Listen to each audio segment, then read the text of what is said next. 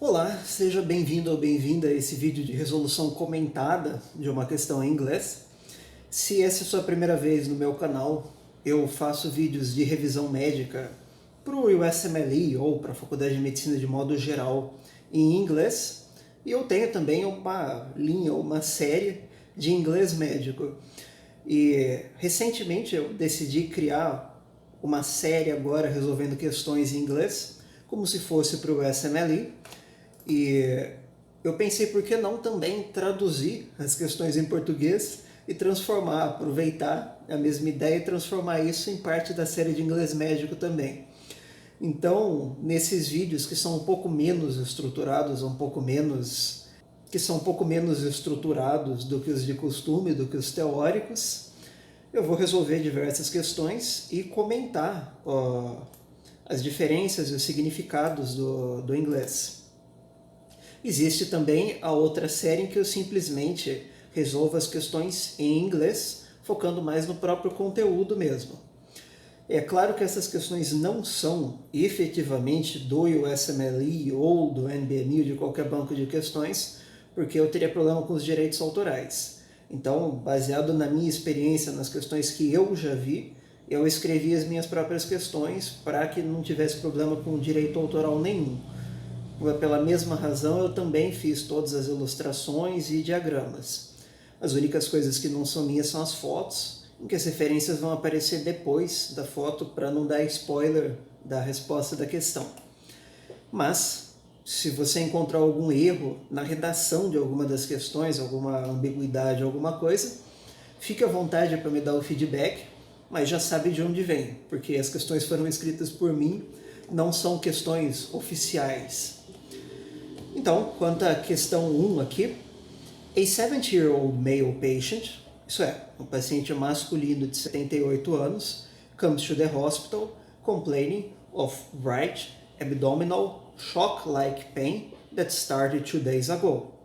Então, um paciente de 78 anos vem ao hospital queixando-se de dor abdominal direita em choque, shock-like. O like indica como se fosse, então shock-like em apresentação de choque, que começou há 2 dias. The patient is currently being treated for chronic lymphocytic leukemia. O paciente está em tratamento para leucemia linfocítica crônica. Em inglês eles adoram as siglas como, por exemplo, CLL, AML, essas siglas de leucemia eles gostam bastante. Upon examination, the patient displays the following rash. Ao ser examinado, o paciente exibiu o seguinte rash. Which of the following is more likely to be present in the patient's history? Qual dos seguintes é mais provável de estar presente na história do paciente? Para quem não conhece bem as questões de USMLE e outras provas similares, isso é uma coisa que eles gostam muito, as questões de salto duplo ou qualquer nome que eles deem. Em uma questão normal, talvez se esperasse que ele apresentasse, por exemplo, a vinheta clínica, que é o caso clínico, uma foto e perguntasse qual é a doença. Dificilmente é isso que acontece no USMLE. Seria muito fácil.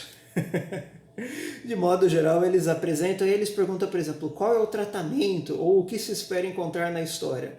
Quer dizer, você tem que achar a doença e daí fazer mais um salto de raciocínio para, ok, nessa doença, o que é que eu observaria? Então, aqui as nossas opções, por exemplo, thoracic trauma in the past month, trauma torácico no último mês, bloody diarrhea in the past week, diarreia sanguinolenta na última semana, bloody é o adjetivo que vem de blood, sangue, então sanguinolenta. Cuidado como se escreve diarrhea, uma palavra com 2 R's, com H. An exanthematous disease in childhood, uma doença exantematosa na infância.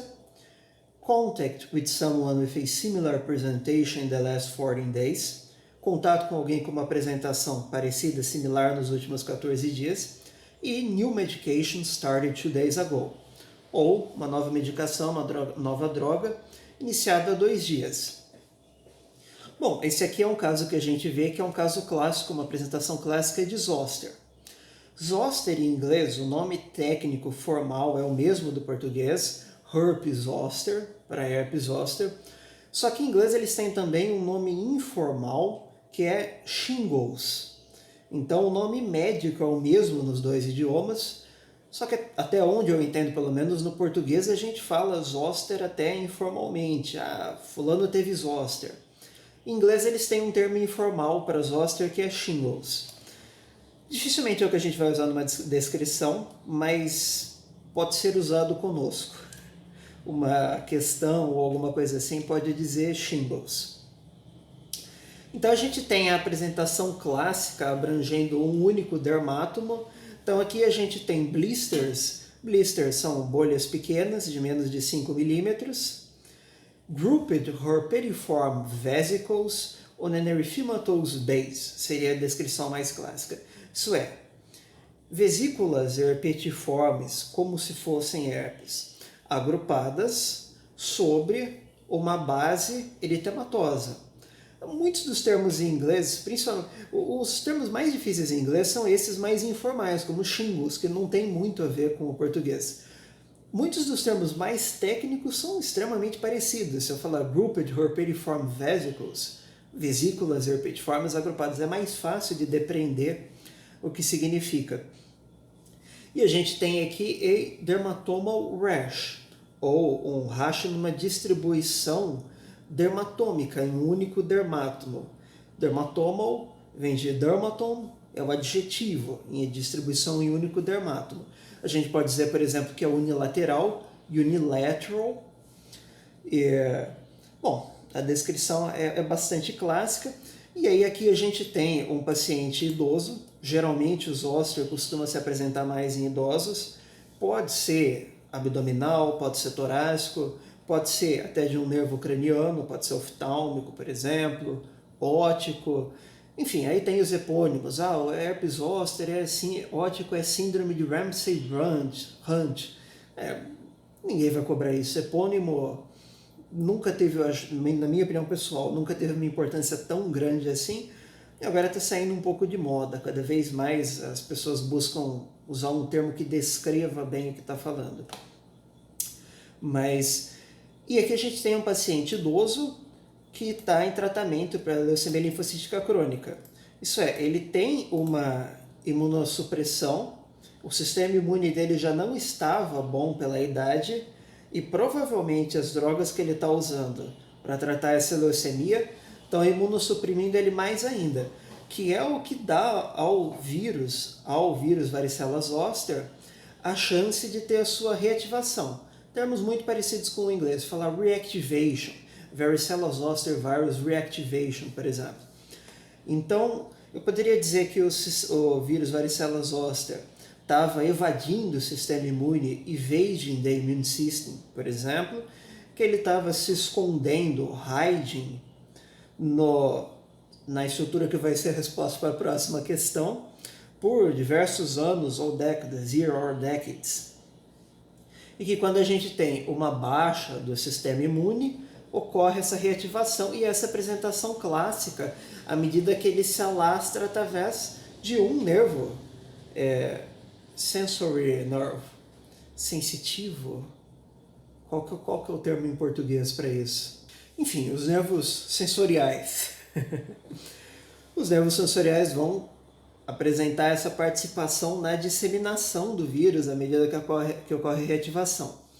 E aí aqui nós temos as alternativas. Então, aqui a parte mais de inglês médico, eu não vou focar tanto em si na resolução da questão, mas o que o autor aqui fui eu, mas enfim, o que o autor aqui quis tentar fazer, principalmente com as alternativas C e D. A alternativa A, trauma torácico, não tem muito a ver, porque isso aqui é clássico de zoster e parece realmente alguma coisa infecciosa, mas mesmo que você não soubesse que se trata de uma coisa infecciosa, bolhas não têm uma característica muito de trauma, e para ser uma queimadura seria localizado demais. Nessa distribuição, seria muito improvável uma queimadura acontecer nessa distribuição. E, acima de tudo, a queimadura não seria precedida da dor em 2 dias, que é o que geralmente acontece com os zoster. A dor vem de 48 a 72 horas antes das vesículas. O B, uma diarreia sanguinolenta na última semana. Isso é compatível com o fato de ser infeccioso, sim, mas zoster não costuma se manifestar com diarreia e certamente não com diarreia sanguinolenta. A manifestação, a apresentação em dermatoma é muito clássica aqui para falar a favor de zoster.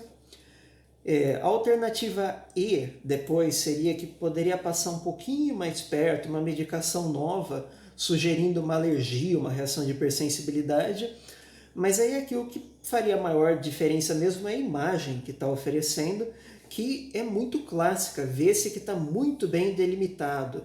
A dermatomal distribution, uma distribuição muito clara em dermatoma. It's very clearly delineated. Está delineado de forma muito clássica. Então a gente vê que é bem unilateral, por exemplo, acaba bem aqui na linha média, por exemplo. Então está muito claro que se trata do trajeto de um nervo específico. Você olha isso para o âmbito de uma questão, na vida real não necessariamente vai ser tão clássica assim a apresentação, tão óbvia, mas para o âmbito de uma questão você olha e fala, não, isso aqui claramente está querendo se passar por zoster pelo menos. Então, se fosse uma alergia, alguma coisa, não seria assim localizado. E aí a gente tem a C e a D. E a D é o contato com alguém com uma apresentação similar nos últimos 14 dias. E aqui está tentando induzir a pessoa que está refazendo a questão, está tentando induzir você ao erro, tentando sugerir que zoster é uma doença contagiosa no sentido que você toma contato com alguém que tem zoster e contrai zoster. E o vírus varicela zoster é uma doença contagiosa, mas o zoster, shingles, herpes zoster, é uma manifestação aguda, uma manifestação da reativação do vírus varicela zoster, que na verdade causa, na primeira infecção, a varicela ou a catapora, em inglês também varicella or chickenpox. Então, zoster is a reactivation of the varicella zoster virus. The primary infection causes chickenpox or varicella. A infecção primária causa catapora ou varicela.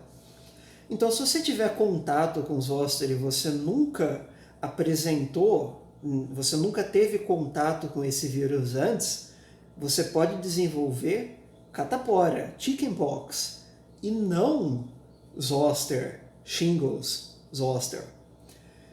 Então, se ele tivesse tido contato com alguém que teve zoster 14 dias atrás com sintomas parecidos, por exemplo, a esposa dele teve zoster 15 dias atrás, isso é um azar muito grande. Mas esse zoster que ele está tendo agora é da reativação do vírus. Se ele tivesse contraído zoster, ele estaria apresentando agora catapora ou chickenpox. É lógico que assim, isso não é uma orientação médica, isso é uma resolução de questão. Então, na vida real, assim, nada é completamente impossível. Ah, seria completamente impossível? Bom, aí é outra história, mas assim, não é o que se esperaria. A própria questão diz assim, o que é mais provável? E o que é mais provável de longe em alguém que está manifestando zoster é que essa pessoa esteja tendo uma reativação, reactivation, de uma doença, de um vírus que ela contraiu na infância, quando ela apresentou uma doença exantemática, an exanthematous disease. Ou, no nosso caso específico aqui, catapora, chickenpox. Então, a alternativa correta aqui seria C. E aí nós temos a questão 1b. Which of the following structures in the image, ou seja, qual das seguintes estruturas na imagem plays a key part in helping the pathogen involved in the previous case, exerce um papel fundamental em ajudar o patógeno envolvido no caso anterior, evade the immune system long term, a evadir o sistema imune a longo prazo. Isso é, a razão pela qual você pode ter uma reativação para o zoster é porque o patógeno ficou ali dormente, dormant, numa estrutura específica ao longo de anos ou décadas até que ele pudesse ser reativado. E no caso aqui, a alternativa correta é a B, dorsal root ganglia. Ganglia é o plural, ganglion é o singular. Então aqui nós vamos ter o vírus alojados em diversos ganglia, em diversos gânglios, e um deles, a ganglion, vai apresentar reativação. Dorsal root ganglion é o gânglio da raiz dorsal, que é esse abaulamento, aquele bulge, a posterior bulge, um abaulamento posterior ali. O A representa o próprio nervo espinhal, spinal nerve, que é por onde o vírus vai se difundir, por onde ele vai se espalhar depois de ser reativado, mas o próprio nervo espinhal não vai conter uma quantidade significativa de nervos alojados ali, uma quantidade significativa de vírus alojados ali. O C é o spinal canal, canal espinal, que fica dentro da medula. Isso poderia ter alguma relevância se a gente estivesse falando de uma condição como, por exemplo, seringomielia, quando existe alguma dilatação do canal e comprime as estruturas medulares adjacentes, mas não é o nosso caso aqui. Em D, a gente também tem um gânglio, a ganglion, mas aqui no caso não é o dorsal root ganglion, não é o gânglio da raiz dorsal, é um gânglio da cadeia simpática, a sympathetic chain ganglion. Em inglês a gente fala simpatético, em português a gente fala simpático, então sympathetic versus simpático, mas a estrutura em última instância é a mesma. E isso poderia ter alguma relevância se a gente estivesse falando de alguma coisa que envolvesse o sistema nervoso simpático, the sympathetic nervous system. Por exemplo, se a gente estivesse falando de peridrose primária, primary hyperhidrosis, num contexto de indicar uma simpatectomia, a sympathectomy. E o E aqui é simplesmente o disco intervertebral, intervertebral disc, que poderia ser relevante se a gente estivesse falando, por exemplo, de uma hérnia discal, a discal herniation, por exemplo.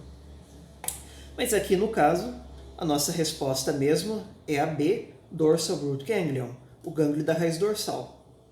Bom, obrigado por participar desse vídeo piloto aqui sobre resolução de questões em inglês. Fique à vontade para deixar o feedback, já que esse vídeo foi um pouco menos estruturado do que de costume, ele não foi tão planejado.